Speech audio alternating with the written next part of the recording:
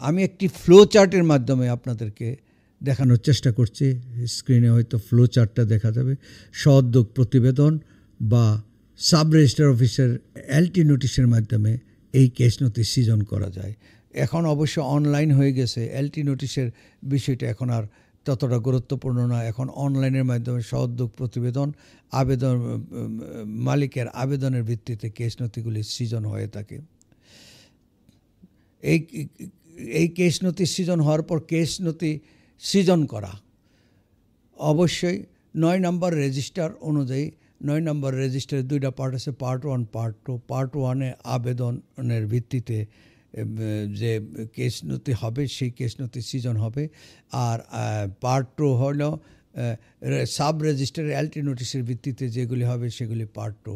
তবে এখন পার্ট 2-র বিষয়টা উঠে গিয়েছে, এখন সরাসরি আবেদনের ভিত্তিতেই অনলাইনে আবেদনগুলি হয়ে থাকে।